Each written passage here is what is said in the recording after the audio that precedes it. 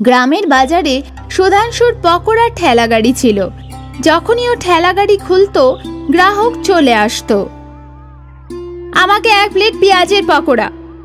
আমাকে আলুর পকোড়া। সুধাংশু খুব খুশি ছিল, কারণ ওর ব্যবসা খুব ভালো চলছিল। সকাল থেকে সন্ধে পর্যন্ত ওর গাড়িতে সব সময় গ্রাহকের ভিড় থাকতো। আরে দাদা, 2 প্লেট পেঁয়াজ পকোড়া আর 1 প্লেট আলুর পকোড়া দিয়ে দাও। এই নাও দাদা। আরে দাদা, আমি তোমার থেকে রোজ পকোড়া কিনি, কখনো তো কিছু পকোড়া একটু বেশি দাও। দাদা, আমি পরিমাণে বেশি নিজের বাড়ির লোককেও দিই না। নেওয়ার হলে নাও, আর না হলে এগিয়ে যাও। ঠিক আছে, দিয়ে দাও। সুধাংশুর পরিবারে ওর স্ত্রী সুধা ছিল। এসে গেছো তুমি? আমি তোমার জন্যই অপেক্ষা করছিলাম। জানো, আমার বান্ধবীর বর ওকে নতুন হার কিনে দিয়েছে, আর একটা তুমি, যে কখনো কিছু দাও না। তাই নাকি? আগের মাসেই তো তোমার জন্য নতুন শাড়ি নিয়ে এসেছিলাম। হ্যাঁ হ্যাঁ, মনে আছে, তাও সেল থেকে। সেল হোক না হোক, কিন্তু আমি এনে তো ছিলাম। তোমার মতো কিপটে বর আমি কোনোদিনও দেখিনি। প্রত্যেক মাসে নিজের জন্য নতুন নতুন জামা কেনো, আর একটা মাস তুমি আমার জন্য নতুন শাড়ি কিনে দিয়ে এতবার বলছো। কেন কিনবো না? টাকাটা তো আমি রোজগার করি। স্বার্থপর। সুধাংশুর স্বভাবে খুব স্বার্থপর ছিল। ও খালি নিজের ভালো ভাবতো। সুধাংশুর পকোড়ার দোকান ভালো চলছিল, ওর রোজগারও ভালো হচ্ছিল। হঠাৎ একদিন সুধাংশুর দোকানের সামনে একটা অন্য ঠেলা গাড়ি খুলল। গৌরবের আলুর পাফের ঠেলা গাড়ি। নতুন ঠেলা গাড়ি দেখে গ্রাহক ওখানে চলে গেল। আরে দাদা, এটা কি? এটা শহরের বিখ্যাত আলু পাপ। দিদি, আপনি একবার খাবেন তো বারবার চাইবেন। ঠিক আছে দাদা, দিয়ে দিন। এক্ষুনি নিন। গৌরব ওই মহিলাটাকে আলু পাফ দিল। মহিলাটা আলু পাফ খেয়ে খুশি হয়ে গেল। এটা তো খেতে খুব ভালো, এখন থেকে আমি রোজ এটাই খাবো। আর কে ওই কিপ্পন পকোড়া আলার থেকে পকোড়া কিনবে? সুধাংশুর অনেক গ্রাহক পকোড়ার বদলে আলু পাফ কিনতে লাগলো। আর এক এক করে সুধাংশুর ঠেলা গাড়িতে থাকা ভিড় এখন গৌরবের ঠেলা গাড়িতে আসতে লাগলো। এটা দেখে সুধাংশু চিন্তায় পড়ে গেল।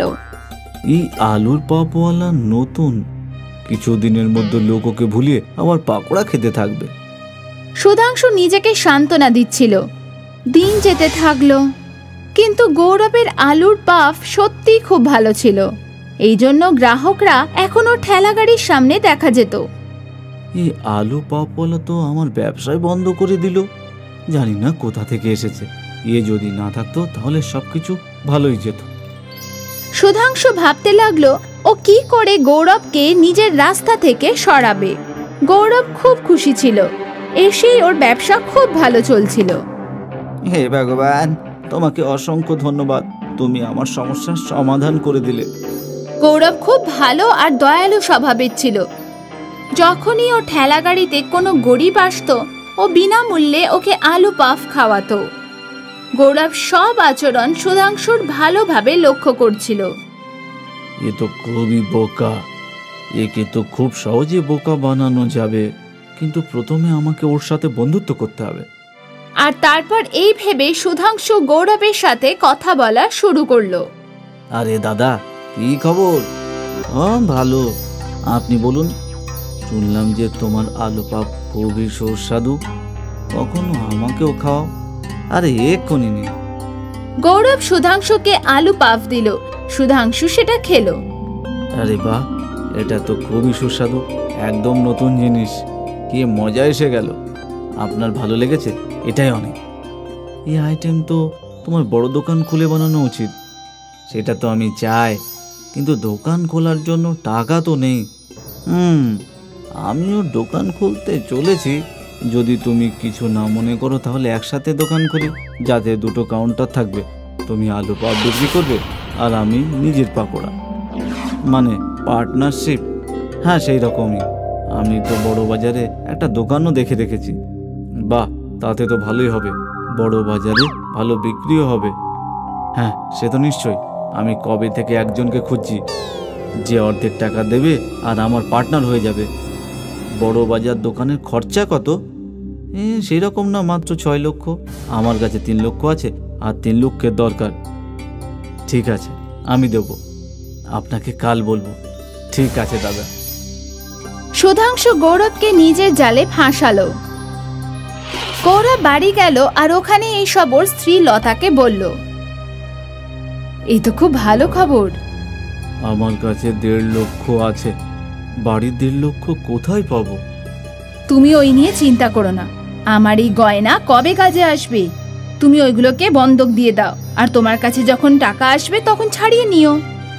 ঠিক আছে, এটাই ঠিক হবে।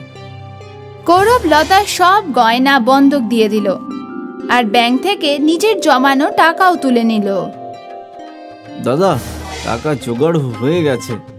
আরে বাহ, তাহলে চলো কাল আমরা দুজনে মিলে একটা দোকান কিনবো। ঠিক আছে দাদা। গৌরব আর সুধাংশু মিলে মালিককে টাকা দিল, আর তারপর মালিক সুধাংশুকে দোকানে চাবি দিয়ে দিল। সব শেষে আমাদের স্বপ্ন পূরণ হয়ে গেল। হ্যাঁ, এবার একটা কাজ করো, তুমি নিজের ঠেলা গাড়িতে যাও, আমি এখানে মেরামত আর 2টো কাউন্টার বসানোর কাজটা দেখে দিচ্ছি। এর মধ্যে তুমি কিছু টাকা তো রোজগার করতে পারবে। ঠিক আছে দাদা। গৌরব নিজের ঠেলা গাড়িতে পৌঁছালো আর আলু পাফ বিক্রি করতে লাগলো। কিছুদিন চলে যাওয়ার পর সুধাংশুর পাকোড়ার ঠেলা গাড়ি বন্ধ ছিল।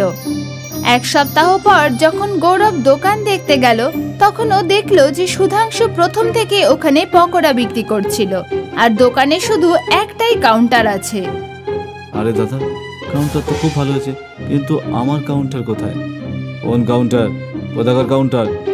এটা তো আমার দোকান, এখানে শুধু একটাই কাউন্টার থাকবে। এটা তো পুরো বিশ্বাসঘাতকতা। এই দোকানের অর্ধেক টাকা তো আমি দিয়েছি। তাই তোমার কাছে কোনো প্রমাণ আছে? আর যদি থাকে তাহলে আমার বিরুদ্ধে রিপোর্ট করো। গৌরব বুঝতে পারছিল না যে ও কি করবে। ওর সব জমানো টাকা শেষ হয়ে গেছিল। গৌরব কাঁদতে কাঁদতে জঙ্গলের দিকে চলে গেল। হে ভগবান, তুমি এটা কি করলে? আমি কি ভেবেছিলাম আর কি হলো? এর থেকে তো মরে যাওয়াই ভালো। গৌরবের কান্না শুনে বৃক্ষদেবী ওর সামনে এলো। গৌরব, তোমার চিন্তা করার কোনো দরকার নেই। তুমি খুব ভালো মানুষ। তুমি অনেক লোকের সাহায্য করেছো, আর সেই ভালো গুণ আজ তোমার কাজে আসবে। সেটা কিভাবে? এই গাছের কুঠুরিতে হাত দাও, যেটাই তুমি পাবে সেটাই তোমার। ঠিক আছে।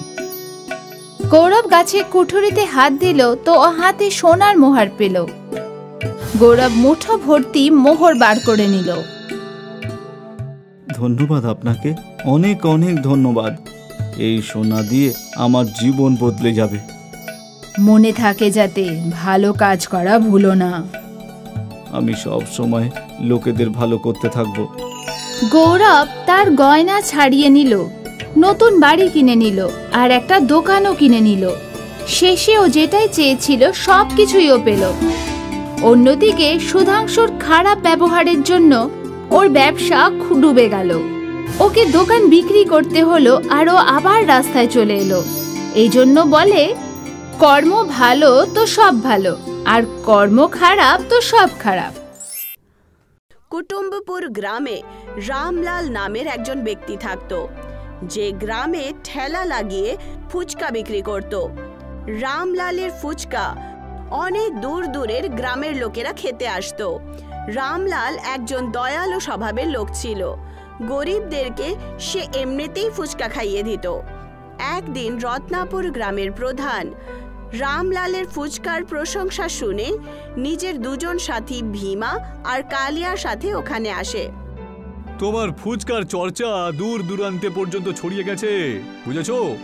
তাই আমি আর নিজেকে থামাতে পারলাম না এখানে আসতে। এরা 2জন আমার বন্ধু, ভীমা আর কালিয়া। তোমার হাতের ভালো ভালো ফুচকা আমাদেরকে খাওয়াও তো। রামলাল ওদের সবাইকে 1 প্লেট ফুচকা দিয়ে দিল।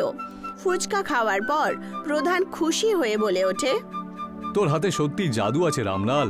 ফুচকা খেয়ে দারুণ লাগলো আমার। একদম ঠিক কথা বলেছেন প্রধান মশাই। অনেক গ্রামে আমি ফুচকা খেয়েছি, কিন্তু এমন ফুচকা স্বাদ কোনোদিনও পাইনি। হ্যাঁ রামলাল, তুমি তো আমাদের গ্রামেও ফুচকা বিক্রি করতে পারো। কালিয়া একদম ঠিক কথা বলছে রামলাল। আমাদের গ্রাম তোমাদের গ্রামের থেকে অনেক বেশি বড়, আর ওখানে তো সফল ব্যবসাদাররাও রয়েছে। তোমার ফুচকা ওখানে খুব বিক্রি হবে। তাই তুমি যদি বলো তাহলে আমি ওখানে তোমার জন্য একটা ভালো ফুচকার দোকান দেখে দিতে পারি। আরে না প্রধান মশাই, আমি আমার গ্রাম ছেড়ে কোথাও যেতে চাই না। আমার গ্রামে হয়তো আপনার গ্রামের মতন বড় বড় লোকজন থাকে না ঠিকই, কিন্তু আমার গ্রামেই আমি শান্তি পাই, বুঝেছেন তো? আরে আপনি হয়তো জানেন না প্রধান মশাই, আসলে এই রামলাল একেবারে একটা বোকা লোক। হ্যাঁ, একেবারে মূর্খ যাকে বলে। আরে বেশিরভাগ ফুচকাই তো ও নিজের গ্রামের লোককে ফ্রিতেই খাইয়ে দেয়। হ্যাঁ। ভীমার কথা শুনে প্রধান হাসতে হাসতে বললেন, সেটা তো ওর জামা প্যান্ট আর এই ঠেলা গাড়ির অবস্থা দেখেই বোঝা যাচ্ছে। এখনো সময় আছে রামলাল, এমন সুযোগ কিন্তু বারবার পাবে না তুমি। জীবনে পয়সা রোজগার করাটা খুবই দরকারি, বুঝলে? প্রধান রামলালকে অনেক অনেক রকমের লোভ দিতে লাগলো, কিন্তু রামলাল তার কথা মানতে অস্বীকার করলো। রামলাল, আমি তোমার ফুচকার সামান্য একটু প্রশংসা করলাম বলে তুমি তো নিজেকে একেবারে বিশাল বড় মানুষ মনে করছো। হ্যাঁ, তোমার এই ফুচকার ঠেলা গাড়ি বেশি দিন চলবে না, বুঝেছো? এইটুকু বলে প্রধান রাগের চোটে নিজের সাথীদের সাথে ওখান থেকে চলে যায়। সেই সময় রামলালের গ্রামের প্রধান সত্তুর সাথে দেখা করে। আরে সত্তু দাদা, তা তোমার গ্রামের কি খবর আমাকে একটু বলো তো। আরে আমার গ্রামের খবর নিয়ে তুমি কি করবে? হ্যাঁ, তোমার গ্রামের হালচাল সব সময় ভালো থাকে। তোমার গ্রামেই তো সব সময় উন্নতি হচ্ছে। আমাদের গ্রামের লোকজন তো দুবেলা খেতে পাই কত কষ্ট করে, তাই না? তোমার গ্রামে রামলালের ফুচকা খুবই প্রসিদ্ধ। দূর দূরান্ত থেকে গ্রামের লোকেরা শুধুমাত্র রামলালের ফুচকা খাওয়ার জন্যই তো আসে, ঠিক কি না? আরে এতে তো কোনো সন্দেহ নেই প্রধান। ওই বেচারার ফুচকা ঠেলাগাড়িটা কিন্তু বেশ ভালোই চলে। আরে এই কথাটাই তো আমি তোমাকে বোঝাতে এসেছি সত্তু। আমার কথাটা মন দিয়ে শোনো। তোমার গ্রামের নাম তোমার জন্য নয়, বরং রামলালের জন্য প্রসিদ্ধ। গ্রামের লোকেরা দূর দূরান্ত থেকে ওর ফুচকা খাওয়ার জন্যই তো আসে। কিন্তু যদি এইভাবে চলতে থাকে তাহলে সেই দিন আর বেশি দূরে নয় যে গ্রামের লোকেরা আশেপাশে মিলে রামলালকে প্রধান করে দেবে। রত্নাপুর গ্রামের প্রধানের কথা শুনে সত্তু খুব বাজেভাবে অবাক হলো। কথাটা তো তুমি একেবারে ঠিক কথাই বলেছো দেখছি। হ্যাঁ, এই ব্যাপারে আমি আজ অব্দি কখনো ভাবেইনি। তুমি একেবারে চিন্তায় ফেলে দিলে আমায়। আচ্ছা তুমি আমাকে বলো তো এর কি উপায়? আমি এমন কি করতে পারি যাতে আমার গ্রামের নাম আমার জন্য প্রসিদ্ধ হয়ে যায়? বলো বলো বলো। আরে খুব সহজ ব্যাপার তো। তোমার গ্রামের নাম ফুচকার জন্য প্রসিদ্ধ, তাই তো? তুমি শহর থেকে কয়েকজন ভালো ফুচকাওয়ালাকে ধরে নিয়ে এসো আর নিজের গ্রামে একটা বড় রেস্টুরেন্ট খুলে নাও। যখন রেস্টুরেন্টটা খোলা হয়ে যাবে তখন রামলালের ফুচকার কে কিনতে আসবে। আমাদের প্রধান মশাই একেবারে ঠিক কথাই বলছে সত্তু দাদা, আপনি ওনার কথাটা শুনে নিন। আমাদের গ্রামের সব বাসিন্দারা প্রধান মশাইয়ের কথা খুব ভালোভাবেই তো শোনেন। আর দেখুন, আমাদের গ্রামের উন্নতি তো তোমাদের গ্রামের থেকে অনেক বেশি, তাই না? তোমরা দুজন একেবারে ঠিক কথাই বলেছ। আমি কালকেই শহর থেকে কয়েকজন ফুচকাওয়ালাদেরকে ধরে নিয়ে চলে আসছি, আর আমাদের গ্রামে একটা রেস্টুরেন্ট নির্মাণ করে দেব। হ্যাঁ, আর সেই রেস্টুরেন্টের নাম হবে, আমার নাম দিয়েই হবে, সত্তু রেস্টুরেন্ট। সত্তুর কথা শুনে রত্নাপুর গ্রামের প্রধান হাসতে হাসতে ওখান থেকে চলে গেল। প্রধান নিজের সাথী কালিয়াকে বলল, একে রাজনীতি বলা হয় কালিয়া। এবার তুমি দেখতে থাকো, এই রামলাল আজকের পর থেকে ওই প্রধানের পথের কাঁটা হয়ে দাঁড়িয়ে থাকবে। হ্যাঁ, কয়েকদিনের মধ্যেই এই রামলালের নাম একেবারে শেষ হয়ে যাবে। আপনার মাথার মধ্যে সত্যি কি যে আছে। কিছুদিনের মধ্যেই সত্তু প্রধান গ্রামে একটা খুব ভালো রেস্টুরেন্ট তৈরি করলো আর শহর থেকে একটা খুব ভালো ফুচকা বানানোর লোককে নিজের গ্রামে নিয়ে এলো। কিছুদিনের পরই গ্রামের সমস্ত লোকেরা তার রেস্টুরেন্টে গিয়ে ফুচকা খেতে শুরু করলো। এখন রামলালের দোকানে কেউ আসতো না। বেচারা রামলাল রোজ ফুচকার ঠেলা লাগিয়ে সারা দিন রোদ্দুরে একাই দাঁড়িয়ে থাকতো, আর বিকেল বেলা পর্যন্ত তার ফুচকা খারাপ হয়ে যেত। কিছুদিন পর নির্মলা রামলালকে বলল, তোমাকে নিজের ঠেলা অন্য কোনো গ্রামে লাগানো উচিত। তোমার ফুচকা তো কেউ খেতে আসে না, আমরা তো রাস্তায় নেমে গেছি। তুমি একদম ঠিক কথাই বলেছ। আমাকে আমার ফুচকা প্রতিদিন বিকেল বেলায় ফেলে দিতে হয় গো।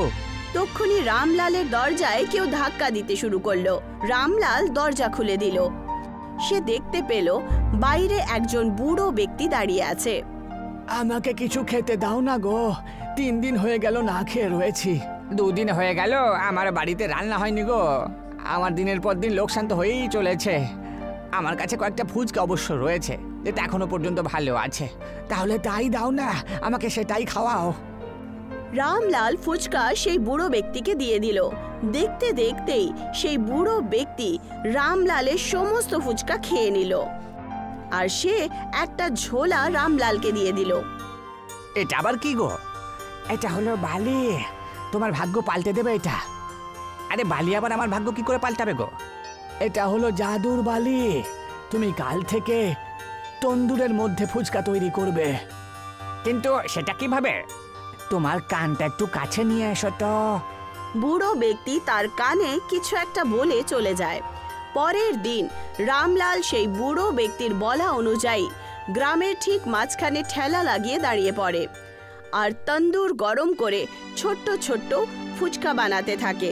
ওই ফুচকাগুলোকে গরম করার জন্য যেই মাত্র সে বালু তন্দুরে দিল, দেখতে দেখতেই অনেকগুলো ফুচকা নিজে নিজেই তৈরি হয়ে বাইরে চলে এলো। তার গন্ধ শুঙে সমস্ত গ্রাম রামলালের দোকানে চলে এলো। ফুচকা থেকে তো বেশ ভালোই গন্ধ বেরোচ্ছে রামলাল দাদা, আমাকে তাড়াতাড়ি তোমার ফুচকা খাওয়াও না গো। দেখতে দেখতেই বিকেল পর্যন্ত রামলালের সমস্ত ফুচকা বিক্রি হয়ে যায়। সেই দিনের পর রোজ রোজ এরকমটাই হলো।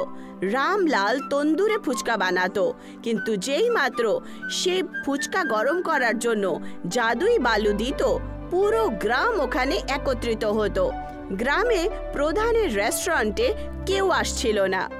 ক্লান্ত হয়ে সত্তু রত্নাপুর গ্রামের প্রধানকে ডাকলো। জানি না রামলাল তন্দুরে কিরকম ফুচকা তৈরি করছে বাবা গো, আমার রেস্টুরেন্ট একেবারে তালা লাগাতে হলো। আপনি যেমনটা বলেছিলেন আমি সেই মতো ওর বাড়ির উপরে অনেকদিন ধরেই নজর রাখছি। তো আমি শুধু এইটুকুই জানি যে ওর তন্দুর একটা জাদুই তন্দুর, ওর কাছে জাদুর বালি আছে। তো যেই ওই বালিগুলো তন্দুরের মধ্যে দেয়, পুরো গ্রামে ফুচকার গন্ধ ছড়িয়ে পড়ে। তাহলে যাও, ওই বালি আমার কাছে এনে দাও। যেমনটা আপনি বলবেন। পরের দিন রাত্রিবেলা ভীমা আর কালিয়া চুরি চুরি সেই বালুটা চুরি করে নেয়।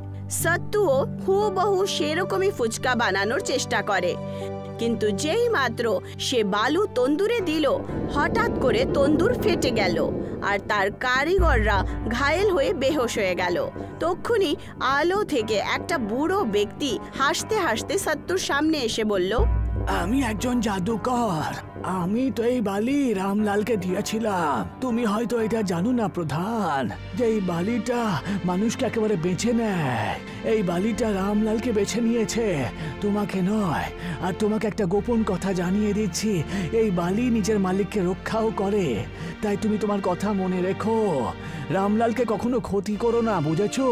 সে খুবই দয়ালু মানুষ, তাই ওর দয়ার শরীর দেখে প্রসন্ন হওয়ার পরে আমি ওই জাদুর বালিটাকে দিয়েছিলাম। আসলে ও তো আমাকে ফ্রিতে নিজের ফুচকা খাইয়েছিল, তাই ওকে তো একটু উপকার করতেই হবে আমাকে, তাই না?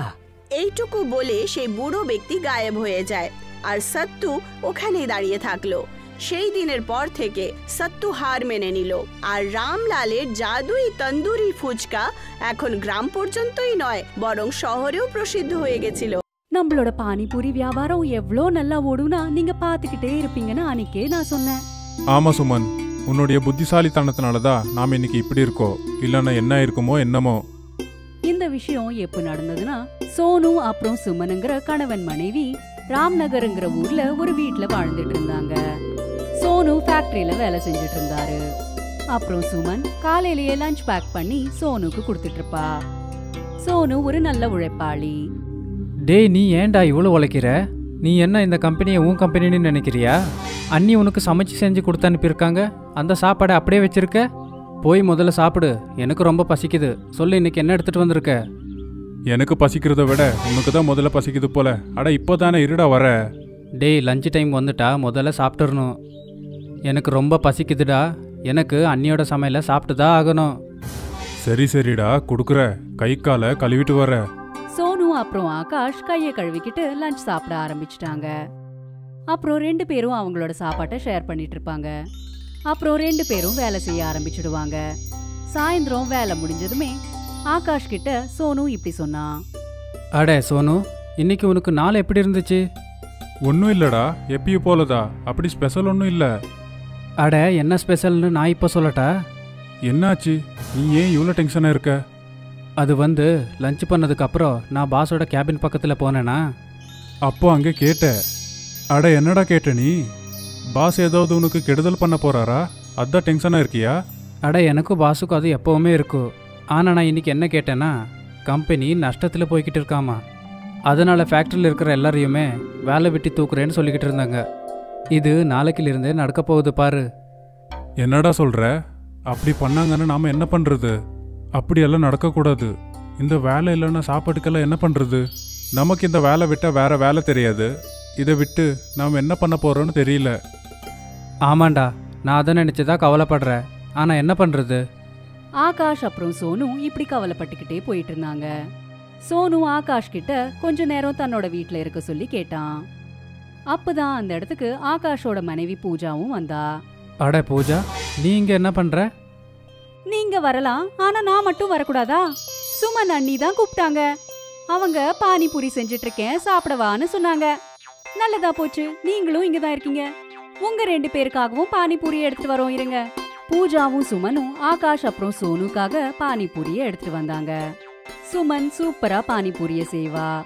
சுமன் செய்யற பானிபூரினா ஆகாஷ் அப்புறம் சோனுக்கு ரொம்பவே பிடிக்கும். அதனால சோனு அடிக்கடி சுமன் கிட்ட பானிபூரி செய்ய சொல்லி கேட்டுக்கிட்டே இருப்பான். அண்ணி, நீங்கள் சமைக்கிற சாப்பாடு நல்லா இருக்கும். அதுவும் இந்த பானிபூரி இன்னும் ரொம்ப நல்லா இருக்கு. இந்த பானிபூரியில் ஏதோ மந்திரம் இருக்கு. எவ்வளோ சாப்பிட்டாலும் சாப்பிடு சாப்பிடுன்னு சொல்லுது. அட ஆமாம், அவன் சொல்கிறது உண்மைதான். நீ செய்கிற பானிபூரி இருக்கே எவ்வளோ பெருசுனா, ஒரு தடவை வாயில் போட்டாலே வயிறு ரொம்பிடும். உன் கையால் செஞ்ச பானிபூரியை சாப்பிட்டா எங்கள் கஷ்டம் எல்லாம் மறந்து போயிடுது. கவலையா? என்ன கவலை? எந்த கவலைய பத்தி பேசிட்டு இருக்கீங்க நீங்க? எல்லாம் நல்லபடியா தானே இருக்கு. அடே சோனு, ஏன் அண்ணியை கஷ்டப்படுத்துற? அமைதியா இரு. இல்ல, எனக்கும் தெரியணும். அப்படி என்ன உங்க 2 பேரோட கவலை? நீங்க 2 பேரும் ஃபேக்டரியில இருந்து வந்ததுல இருந்து பெருசா ஒன்னும் பேசிக்காமலே இருந்தீங்க. இனி ஆகாஷ் அப்புறம் சோனுக்கு இஷ்டம் இல்லாட்டியும் அவங்களோட மனைவிகள் கிட்ட நடந்தது எல்லாத்தையும் சொல்ல வேண்டியதாயிடுச்சு. அவங்க 2 பேரும் சொன்ன அந்த கவலைகளை எல்லாத்தையும் கேட்டதுமே சுமன் அப்புறம் பூஜாக்கு என்ன செய்யறதுனே தெரியாம அவங்களும் கவலைப்பட ஆரம்பிச்சிட்டாங்க. சில நாட்களுக்கு அப்புறம் அவங்க வேலை செஞ்சுட்டு இருக்கிற ஃபேக்டரி க்ளோஸ் ஆயிடுச்சு. இப்போ நாம என்ன செய்யறது? உங்களோட வேலையும் போயிடுச்சு. கொஞ்சம் கொஞ்சமா சாப்பாடு பொருளும் கம்மியாயிட்டு இருக்கு. வேலை தேடிக்கிட்டு தான் இருக்க. ஆனால் என்ன பண்ணுறது? வேலை எதுவும் கிடைக்க மாட்டேங்குது. உங்களுக்கு வேலை எதுவும் கிடைக்கலனா நம்மளோட வீடு எப்படி ஓடும்? சுமன், ரொம்ப பசிக்குது. சாப்பிட ஏதாவது கூட. சாப்பிட்றதுக்கு எதுவுமே இல்ல. 4 பானிபூரி மட்டும்தான் இருக்கு. அப்புறம் கொஞ்சோண்டு பானி இருக்கு. சரி, அதையே போயிட்டு எடுத்துட்டு வா. 2 நான் சாப்பிட்றேன், 2 நீ சாப்பிடு. நாளைக்கு பற்றி நாளைக்கு யோசிக்கலாம். சோனு அப்புறம் சுமன் 2 பேருமே சேர்ந்து பானிபூரிய சாப்பிட்டுக்கிட்டே அடுத்த நாள் பத்தி யோசிச்சுக்கிட்டு இருந்தாங்க. அப்ப சுமன் திடீர்னு ஏந்திரிச்சா. என்னாச்சு? நீ பானிபூரி சாப்பிடும்போது ஏன் நின்ன? உங்களுக்கு சரியா படுமா தெரியல, ஆனா எனக்கு ஒரு ஐடியா வந்திருக்கு. என்ன விஷயம்? உங்க எல்லாருக்குமே நான் செய்யற பானிபூரினா ரொம்பவே பிடிக்கும் தானே? நான் என்ன சொல்ல வரேனா, நானே பானிபூரிய செஞ்சு மார்க்கெட்ல விற்கலாம் இல்ல? நீ சொல்ற ஐடியா நல்லதா இருக்கு. நீ செய்யற பானிபூரி நல்லா இருக்கும், அதனால கண்டிப்பா விற்கும்.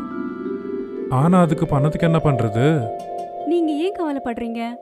நீங்க தான் எனக்காக தங்கத்தோடுகளை வாங்கினீங்கல்ல, அது இன்னைக்கு நம்மளுக்கு உதவும்.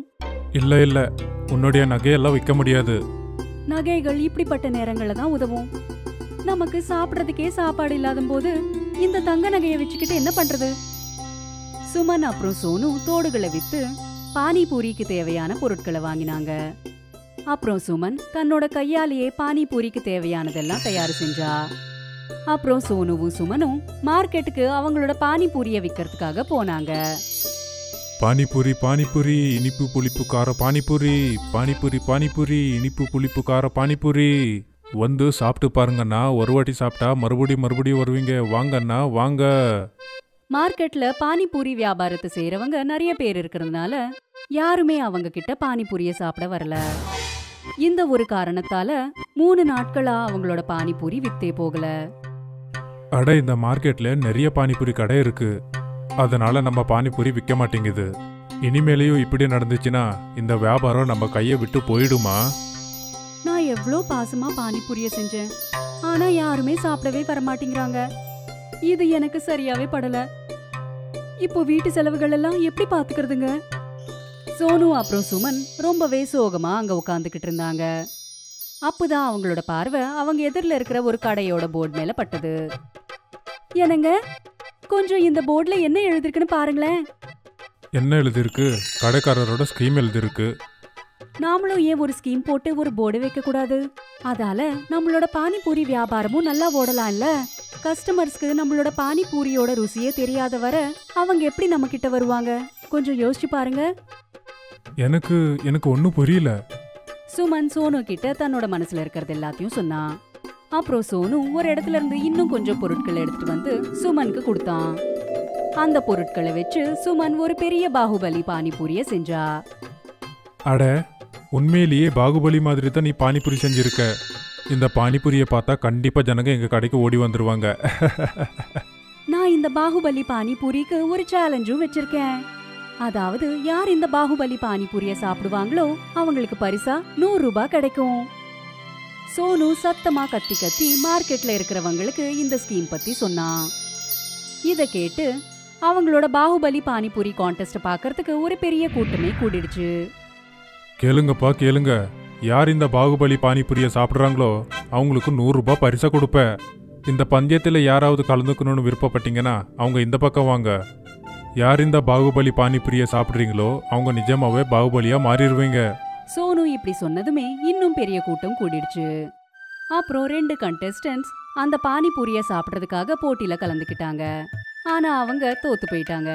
அந்த கான்டெஸ்டன்ஸை பார்த்து அவங்களோட பாகுபலி பானிபூரிய சாப்பிட்றதுக்காக இன்னும் நிறைய பேர் முன் வந்தாங்க. அட அண்ணன், நீங்க விற்கிற இந்த பாகுபலி பானிபூரி ரொம்பவே சுவையா இருக்கு. நான் இந்த பந்தயத்தில் ஜெயிக்க ஒன்றும் இல்லை, ஆனா இந்த பானிபூரியோட சுவை எனக்கு ரொம்பவே பிடிச்சிருக்கு. அட, இவ்வளோ நாள் அந்த சாதாரணமான பானிபூரி சாப்பிட்டு சாப்பிட்டு போர் அடிச்சிருச்சு. ஆனால் உங்கள் கடைக்கு வந்து இந்த பாகுபலி பானிபூரியை பார்த்தாலே போதும், வாயில் எச்சில் ஊறுதுப்பா. அட அண்ணன், முதல்ல சாப்பிட்டு பாருங்க. இந்த மார்க்கெட்லேயே சுவையான பானிபூரி இதுதான். ஒரு தடவை சாப்பிட்டீங்கன்னா அப்புறம் மறுபடியும் வந்து சாப்பிடுவீங்க. அட என்னண்ணே, உண்மையிலேயே இந்த பாகுபலி பானிபூரி நல்லா இருக்குமா? அட, என் மேலே நம்பிக்கை இல்லைன்னா முதல்ல நீங்கள் வாங்கி சாப்பிட்டு பாருங்க. ஒருவேளை ஜெயிச்சிங்கன்னா உங்களுக்கு 100 ரூபாய் வேற கிடைக்கும் இல்ல? அந்த கூட்டத்துல எல்லாருமே பாகுபலி பானிபூரிய பத்தி தான் பேசிட்டு இருந்தாங்க.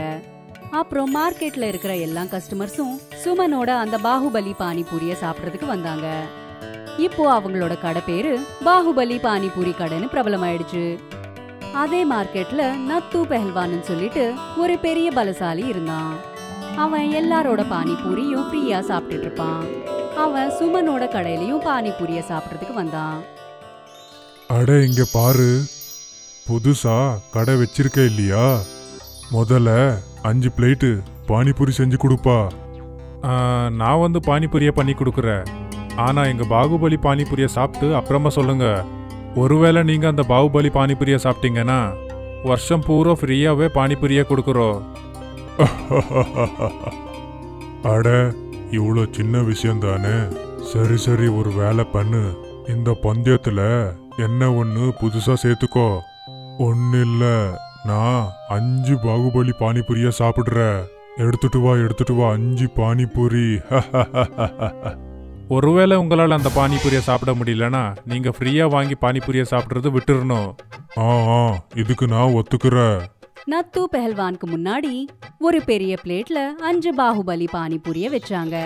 அந்த நத்து பெஹல்வான் பாகுபலி பானிபூரிய சாப்பிட முயற்சி செஞ்சுட்டு இருந்தான். ஆனா பாவம், அவன் அதுல தோல்வி அடைஞ்சிட்டான். அப்புறம் அவன் தான் கொடுத்த வாக்குப்படி அப்பத்துல இருந்து ஃப்ரீயா பானிபூரிய சாப்பிட்றத நிறுத்திட்டான். அப்புறம் மார்க்கெட்ல இருக்கிறவங்க எல்லாருமே சோனுக்கு நன்றிய சொன்னாங்க. அப்புறம் அவனோட முயற்சியை பாராட்டினாங்க.